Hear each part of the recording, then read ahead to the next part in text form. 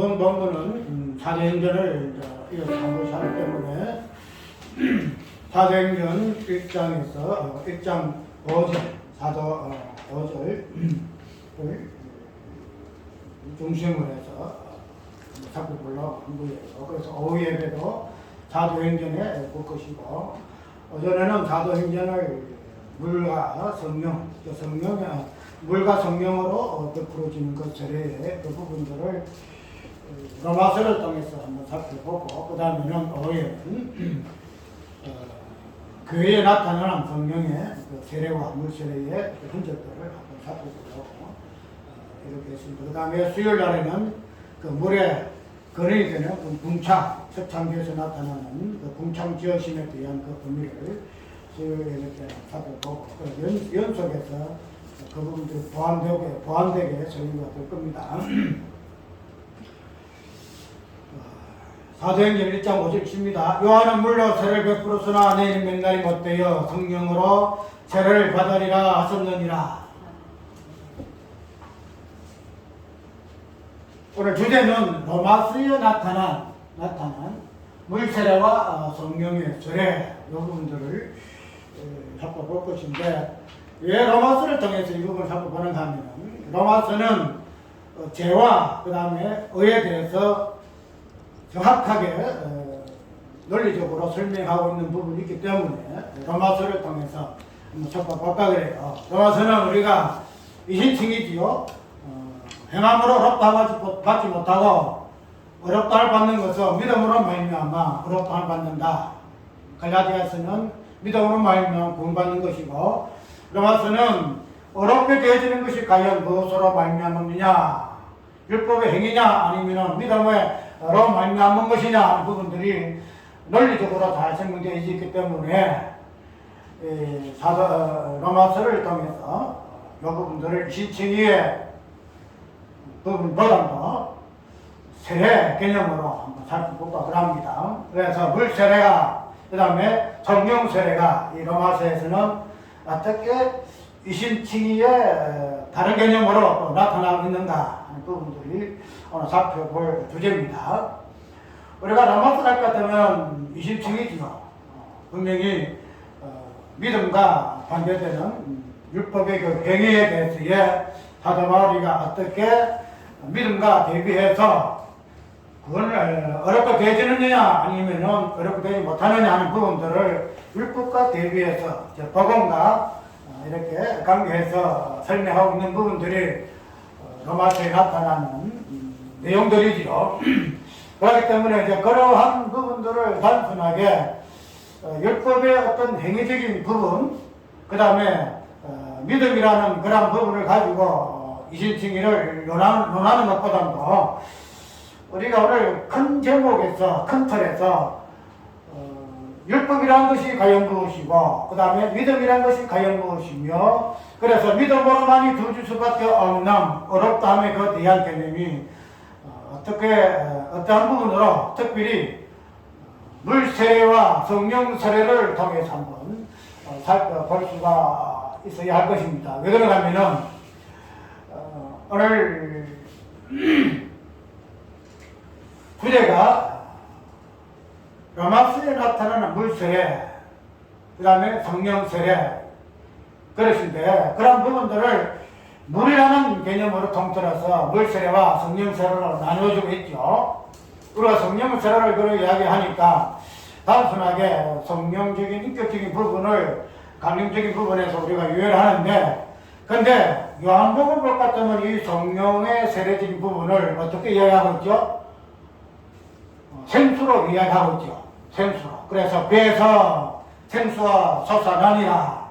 그 배라는 것은 하나님의 보좌 우편, 그 하나님의 보좌에서부터 나오는 그 부분으로서의 배를 이야기하고 있는데 하나님의 보좌에서부터 흘러내리는 그 생수, 생명수 그 부분들을 요한계시록, 특별히 요한복음에서도 물의 개념으로 이야기를 하고 있는데 그런 물의 출발점이 어디 있는가 하면은 하나님이 원창조에서 창조해놓은 두 번째 창조에서의 뭐죠? 궁창을 만드시고 궁단을 맞추시고 그래서 궁창이라는 이 부분에서 모두 물의 근원이 이렇게 바뀌어지지요. 그래서 그러한 동창에서부터 해가지고 네 가지 근원을 흘러서 사대 강이 흘러서 모든 만물의 생명의 근원으로 이루어지는 것을 볼 수 있잖아요. 그러니까 이 물세례와 그 성령 세례는 동일하게 똑같이 물의 개념을 근본적으로 하고 있다는 겁니다.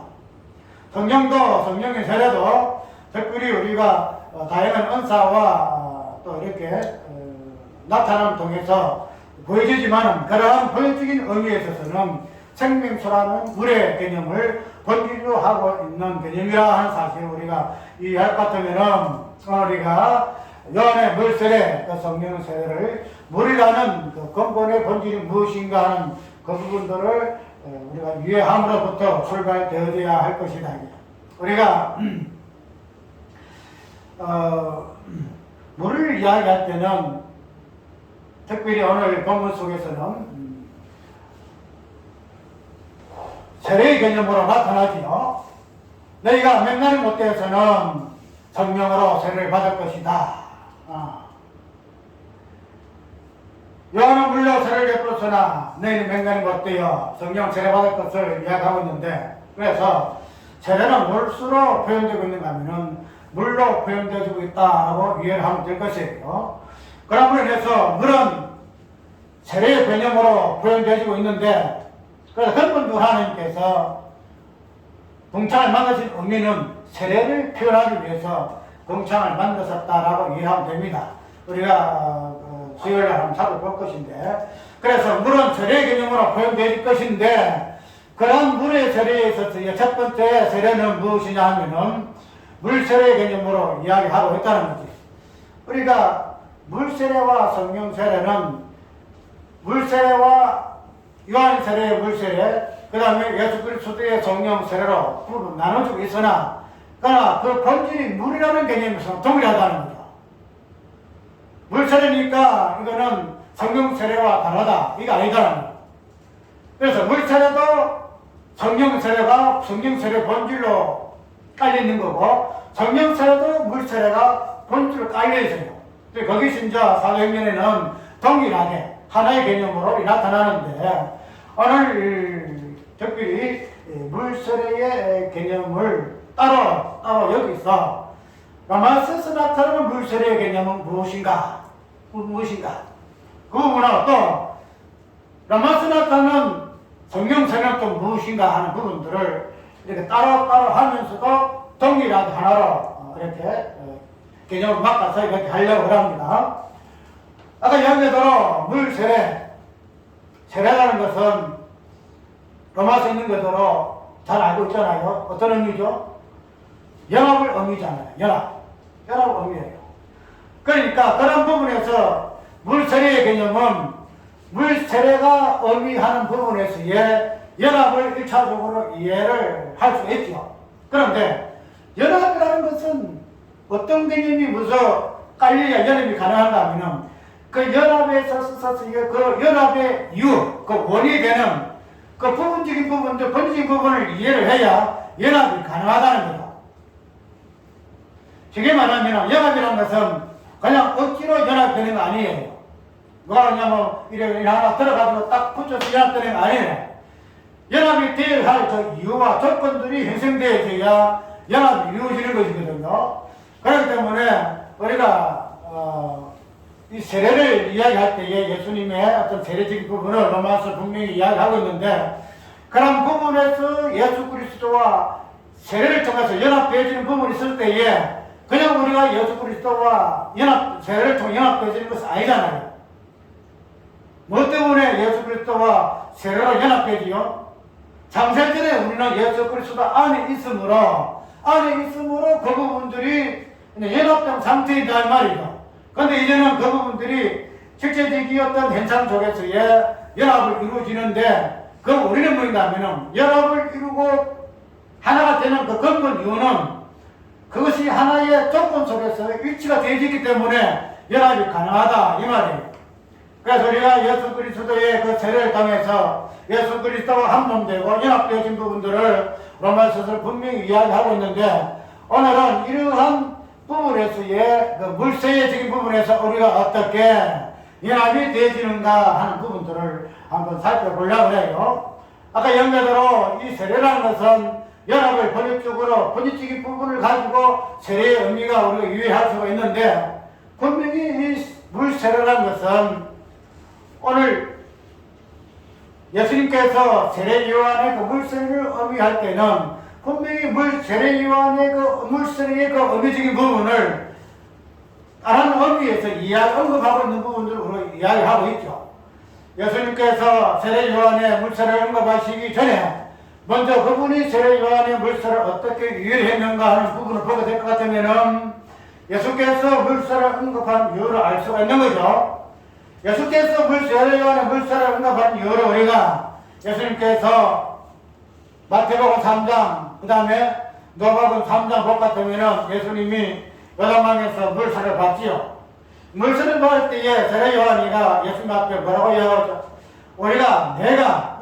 내가 예수님께 물세례를 받든지 아니면 세례를 받아야 할 것인데 어찌하여 당신이 내게 세례를 받고자 하십니까? 이렇게 이야기한다는 거죠. 그래서 그런 부분을 가지고 예수님께서 하라 내가 너에게 세례를 받아야만이 모든 의가 이루어지지 아니하느냐 이렇게 이야기를 하는 거죠. 그래서 예수께서 세례 요한의 세례를 받습니다. 그런 분으로 인해서 어떤 결과가 나타나죠. 하나님의 모든 의가 이루어지는 그런 결과가 나타난다는 거죠. 그러면 이 세례 요한의 물세례라는 것은, 그리고 특별히 예수님께서 물세례를 받으신 이유가 뭐냐 이 말이죠. 우리가 세례 요한이라는 인물은 물세례의 종교를 의미하는 인물이에요. 종교. 그래서 구약의 모든 내용들은 물세례를 의미하는 거거든요. 물세례. 그래서 물세례가 창조로 나타나고, 물세례가 인물로 나타나고, 물세례가 그들의 어떤 유대인들의 역사로 나타나고, 제일 중요하게는 율법으로 나타난다는 거예요. 물세례가. 그래서 물세례의 의미는 뭐냐면은 구약의 모든 부분들이 무엇을 드러내기 위해서요? 율법 무엇을 드러내기 위해서 있죠?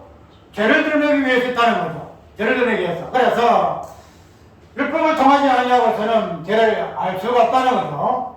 그렇기 때문에 구약의 모든 개념이 물세례의 개념으로 우리가 유의할 것 같으면은 세례 요한의 물세례는 무엇을 의미하느냐? 죄를 의미하는 죄. 죄가 무엇인가? 그 부분들을 세례 요한의 물세례, 그 세례 요한이라는 인물을 통해서 이 부분을 드러낸다는 거죠. 그래서 예수님께서 세례 요한에게 물세례를 받았다는 그 의미는 무엇을 의미하느냐 하면은 물세례가 의미하는 그 율법의 그 정죄, 그 죄의 개념을 예수 그리스도께서 인정한다는 거죠. 무슨 말인가 하면은 물세례를 받은 자는 그 세례 받음으로 인해서 어떤 의미로 바뀌어지는가 하면은 내가 물세례가 의미하는, 율법이 의미하는 죄의 개념을 내가 유의를 하고 율법이 정죄하는 그 죄의 정죄에서 내가 합당함을 내가 인정합니다. 이런 부분에서 물세례를 받거든요. 그럼 예수께서 물세례를 받았다는 의미는 뭔가 하면은 그 안에서 하나님의 은혜를 이루셨다고 고백하고 이야기하신 이유는 뭔가 하면은 내가 율법 속에서 물세례를 통해서 그 율법의 물세례를 통해 나타나는 하나님의 그 정죄, 그 죄의 본질, 그 부분들을 예수께서 당신이 친히 물을 들이내시고 세례를 받았음으로 말미암아 그것을 인정한다는 거예요. 율법의 그 본질을 인정한다는 거예요. 율법으로 말미암아 하나님 그 공의를 인정한다는 거죠. 많은 사람들이 율법을 통하여 하나님의 공의를 선포되고 나타내줬지만은도 많은 사람들이 율법을 거부하잖아요. 그런데 예수 그리스도께서는 세례 요한의 물세례를 받음으로 말미암아 물세례 속에 나타난 율법의 그 하나님의 거룩한 공의를 인정하고 그 안에서 온전히 받음을 의미하는 그런 사건이 예수께서 세례 요한에게 물세례를 받은 의미가 되어진다는 거죠. 그래서 그런 물세례를 받음으로 말미암아 율법에서 말하고자 하는 모든 의미가 종결되지. 성경에서 율법은 분명히 죄를 드러내고 죄를 이야기하잖아요. 너는 죄이다 하는 이 부분에서 예수께서 세례받았으면 말미암아 그래 나는 죄인이야. 나는 죄인이야. 그런 표로서 세례 요한의 물서를 받았다는 거죠. 아까 이야기대로 우리는 세례라는 것은 예수 그리스도 연합이라는 것부터 시작해서 세례를 받는 때의 그 목적은 세례 받기 전에의 그 이유와 그 조건, 그 본질을 알므로 인해서 그것이 내가 이해되어지고 내가 인정되어지고 경험되어질 때에 세례라는 것이 이루어지는 거예요. 무슨 말인가 하면은 예수님이 세례를 받는 것은 물세례의 의미를 알았었잖아요. 예수께서 세례 요한을 통하여 당신에게 세례 베푸신 이유를 아셨다는 거죠. 그 제 모든 본질 그 부분들을 예수께서는 하나님의 공의를 인정하시고 당신이 그러한 모든 것의 정점으로서 그 안에 넣어가지고 예수 그리스도의 그 세례의 본질을 이해하셨다는 거죠. 그렇게 되면 오늘 우리가 세례 요한의 그 세례, 특별히 세례를 이해하고 세례를 받을 때에 아까 이야기대로 우리가 이 부분을 이해해야만이 세례가 가능하다 하는 그 부분들이 예수님께서 이 세례를 이해하고 그것을 인식하시고 경험이 되기 때문에 세례를 받았던 것과 마찬가지로 우리가 물세례를 받을 때에 이런 부분이 선행되어야 한다는 거예요. 이런 부분이 선행되지 아니하고 물세례를 받게 되면은 어떻게 되죠? 그 세례 자체가 아무 의미가 없어요. 세례라는 것은 뭐예요? 너는 죄인이라는 보이잖아요. 물세례를 주문해서 너는 죄인이냐 아니냐 고백하라. 그래서 내가 죄인입니다 고백하는 자는 물세례를 받아요. 그런데 나는 죄인이 아닙니다 하는 자는 물세례를 안 받아요. 예수 믿는 사람 물세례를 받은 사람이 어디 있어요? 예수 믿고 예수 그리스도를 위해서 내가 예수님을 구주 경영합니다 하는 자만이 물세례를 받는다는 거죠.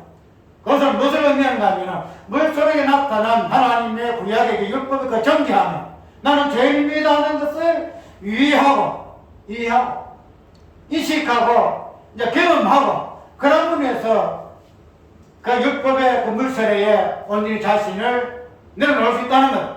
그것이 물세례에 대한 이해에 대해서의 세례받는 형식이 되어진다는 것.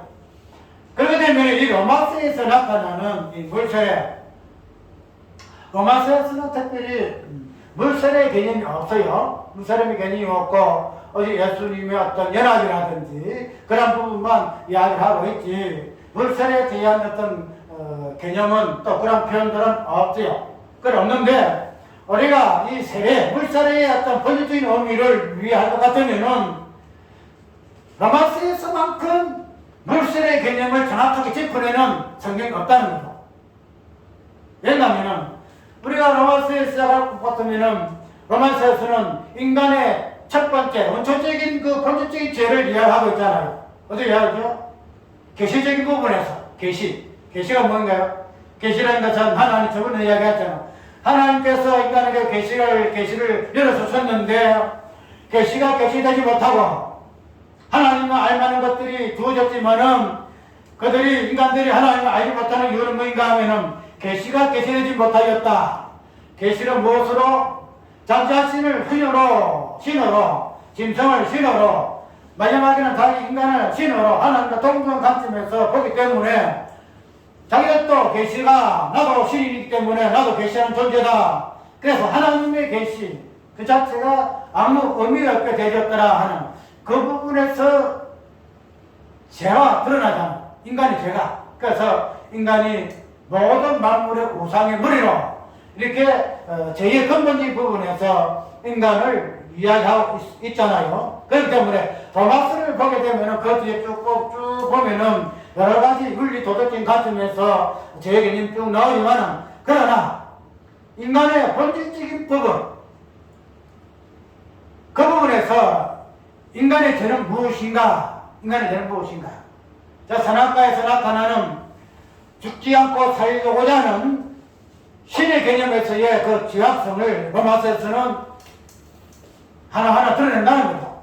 그래서 이 로마서에서부터 우리는 죄가 무엇인가 그 부분들을 쭉 나열해가지고 그래서 그 죄로 말미암아 우리 인간에게 주어진 그 하나님의 그 율법 그 죄를 알지 못하는 인간들에게 그 죄의 본질을 알게 하고 깨닫게 하고 그것을 계시하기 위해서 율법이 주어졌다는 부분으로 로마서는 이야기하고 있잖아요. 그래서 율법을 이야기하고 있지만은 그러나 그 본질이 되어지는 물세례의 본질이 되어지는 그 죄의 본질적인 부분들을 율법이라는 그러한 법으로 가지고 이야기하고 있음이 로마서의 내용이란 말이죠. 그래서 보게 되면은 로마서 1장에서부터 7장까지가 인간의 죄가 무엇인가, 율법을 말미암는 그 죄를 드러내는 그 부분, 그래서 물세례의 그 죄의 본질을 드러내는 부분으로서의 부분들을 1장에서부터 7장까지 이렇게 딱 이렇게 준비를 하고 있고 하나하나 더듬어서 캐내잖아요.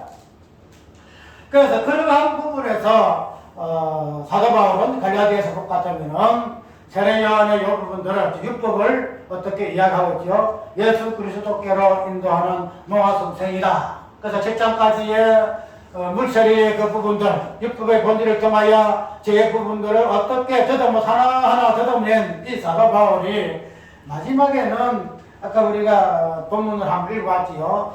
로마서 7장의 내용 그대로 그 부분들이 쭉 마지막에 고백이 되어지는 법을 볼 수가 있습니다. 한번 읽어볼게요. 7장을 다시 한번 읽습니다. 만일 내가 원치 않은 그것을 하는 일을 행하는 자가 내가 아니요 내 속하는 견이라. 그러므로 내가 한 법을 깨달았노니 그것을 행하기 원하는 나에게 아직 함께 있는 것이로다. 내 속사람은 하나님의 법을 즐거워하되 내 지체 속에서 한다는 법이 내 마음의 법과 싸워 내 지체 속에 있는 죄의 법 아래로 나를 사로잡아 오는 것을 보는도다. 오라 나는 공고한 사람이로다. 이 사망을 보면서 누가 나를 건져내라. 그래서 율법 안에 있는 죄인의 그 본질적인 부분들을 논리적으로 설명한 사도 바울은 이제 마지막에 자기의 몸에서, 자기라는 존재 속에서 이런 부분들을 의인화시킵니다. 죄가 무엇인가? 율법이 무엇인가? 그 죄의 본질을 안고 있는 자기 몸에서의 그 의인화. 자기 몸 속에서 들어있는 율법의 모든 본질 속에서 그 죄악성.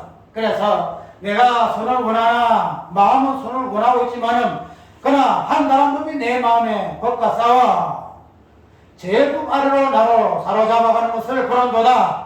그래서 그러한 부분에서 어쩔 수 없는 죄의 본질을 안고 있는 자신의 모습을 보고 어떻게 표현하죠? 어라 나는 공고한 사람이다.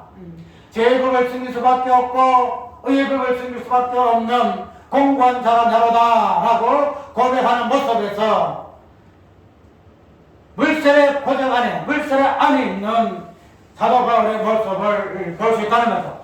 그래서 사도 바울은 단순하게 그냥 이 부분을 가지고 율법을 이야기하고 죄의 본질을 드러낸 것으로만 그치지 아니하고 결론적으로 자기의 모습 속에서 이 부분을 본다는 거죠. 모습 속에서. 그래서 이 모습 속에서 자기의 공고함을 보고 죄의 모습을 보고 사망의 몸을 보고 썩을 몸을 봄으로 인해서 사도 바울은 공고한 자로 고백되어지는데 이러한 모습이 어떠한 모습이냐? 사도 바울의 물세를 받는 모습이다. 물세를 받는 모습이다. 물세라는 것은 단순하게 의식적인 그런 부분으로서만 죄를 보아서는 아니 되고 율법으로 말미암는 그 죄의 본질이 과연 무엇인가? 그것이 나로 인해서 어떠한 모습으로 나타나는가? 사망이 몸에서부터 나타나고 죄의 몸부터 나타나고 썩을 몸부터 나타나고 마지막에는 공부해서 어찌할 수 없는 그런 존재 요적으로서 유의하는 그런 부분으로서 세례의 개념을 유의해야 한다는 거죠. 우리가 이런 부분으로서 세례를 이해하지 아니할 것 같으면은 물세례의 어떤 의식적인 세례는 아무 의미가 없다는 거죠.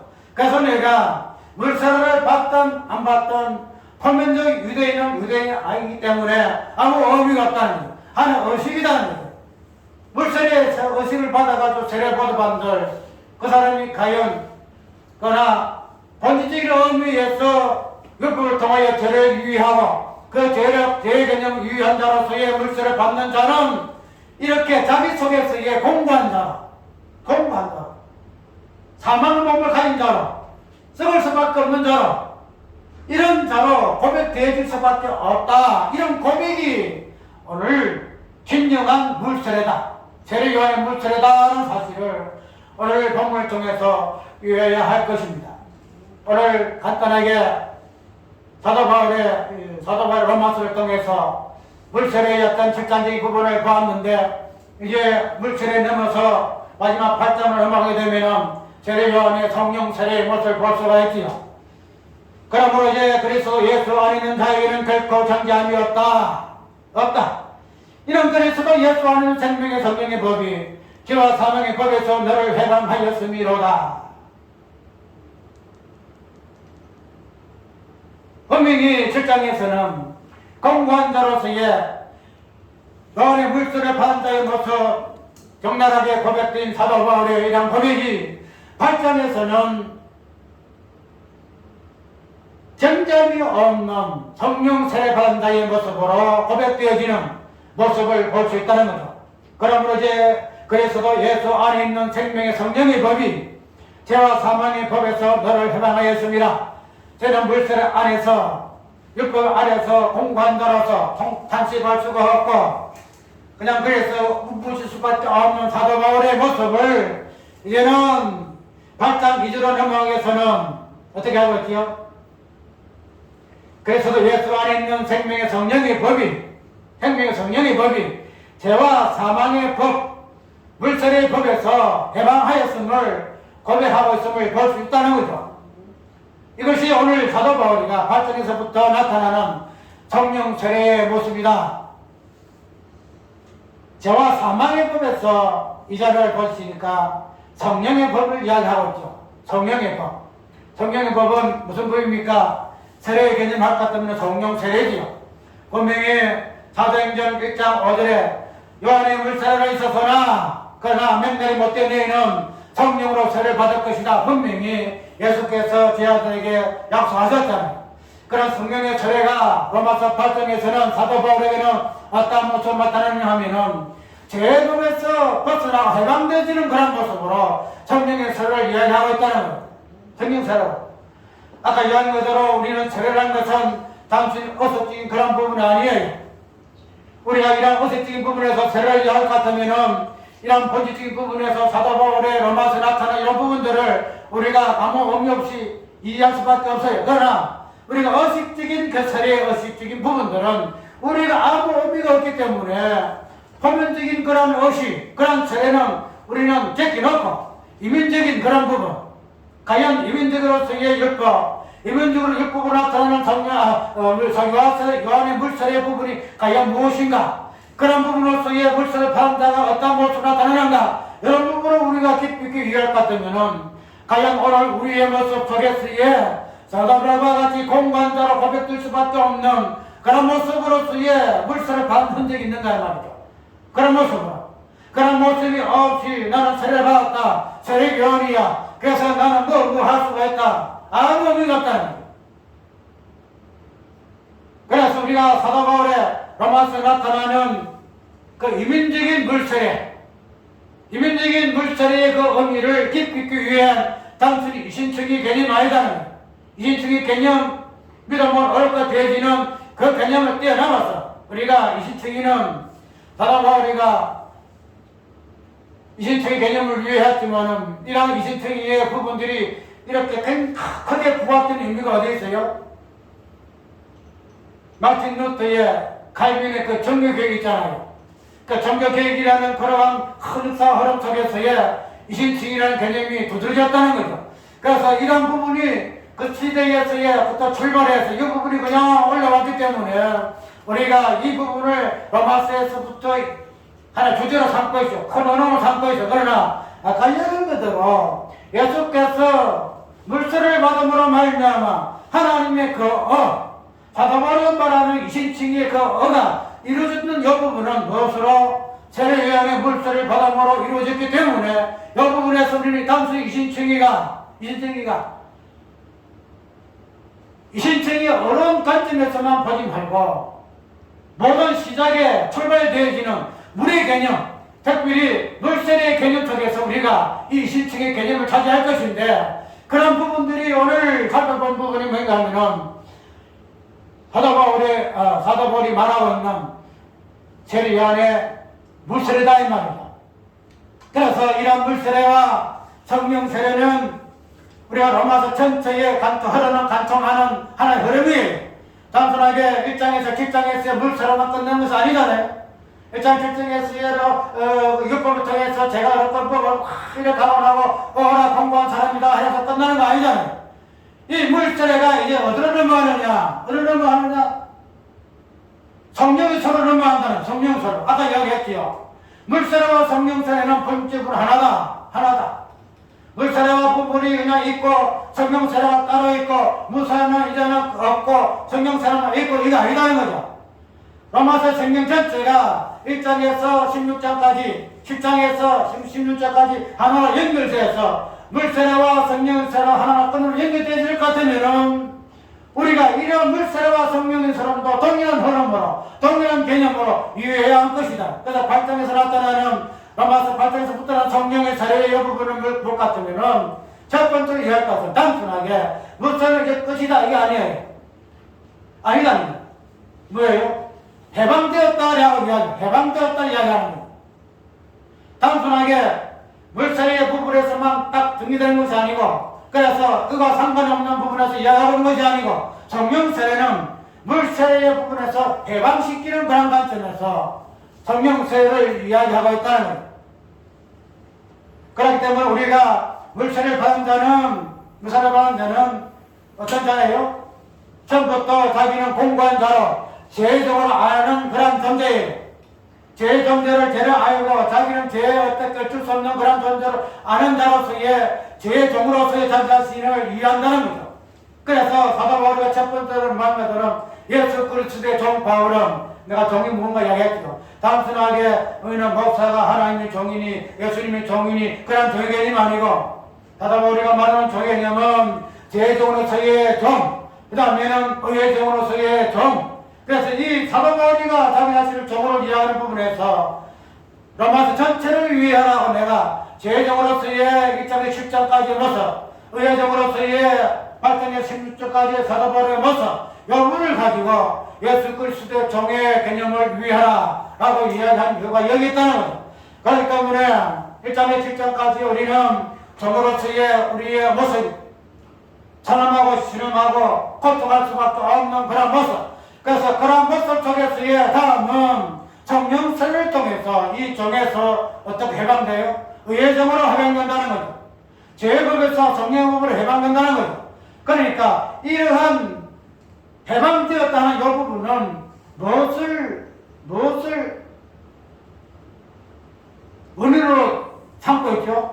종이라는 개념 속에서 해방했다는 거죠. 그러니까 성령이 세례라는 것은 율법의 어떤 이 부분, 특별히 율법의 속에 나타나는 세례 요한의 물세례의 부분들을 근본을 깔고 성령 세례가 주어졌다는 것을 알 수 있는데 그것이 무엇이냐? 해방이라 하는 이 부분으로 이해가 되어진다는 거죠. 해방이라. 그렇기 때문에 이러한 해방이라는 이 부분들이 단순하게 그냥 정해서 어로 이렇게 해방되었던 부분이 아니고 그 죄의 종되었던 자의 그 부분들이 해방이라는 의의 종과의 연결점을 이루고 있다는 부분에서 성령 세례를 위하는, 지금 말해서 성령 세례는 죄의 종으로서의 이 고민, 단식이 없는 자에게는 결코 해방하고자 하는 성령의 세례가 주어지지 않는다는 거죠. 주어지지 않아요.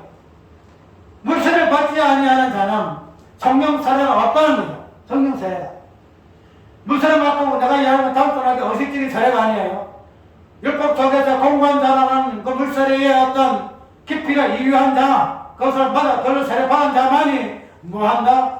성령 세례를 받을 수 있다는 거죠. 그렇지 않는 자는 성령 세례를 오늘날의 성령 세례, 오늘 성령 세례가 얼마나 잘못되었는지, 성령 받았다 하면서 얼마나 성령 받아 잘못 많이 차요. 그래서 그냥 언사를 이해하고 표적을 이해하고 여러 가지 한사를 이해하고 몇개 있다 하잖아요. 그것이 오늘날 세대예요. 그래서 미혹의 마지막에 영들 불구해라는 그런 은사가 주준 이유가 여기 있어요. 마지막 세대에는 미혹 관령이 나타나서 그냥 하늘과 땅과 미혹하고 인간도 미혹하고 거의 선자들 나타나서 별수가 가지 미혹하잖아요. 왜 그런가 하면 이 성령 세례가 무엇인가 모르기 때문에 한다는 거예요. 성령 세례. 그래서 내가 이 성령 세례를 이렇게 이야기하면서 별장이 당하는 사람들, 특히 여자 목사, 특히 여자 목소리 더 심해요. 그래서 내가 그냥 이야기를 안 해요. 아이고, 알아서 뭐 지옥 가거라. 이야기 안 해요. 이야기를 안 들어요.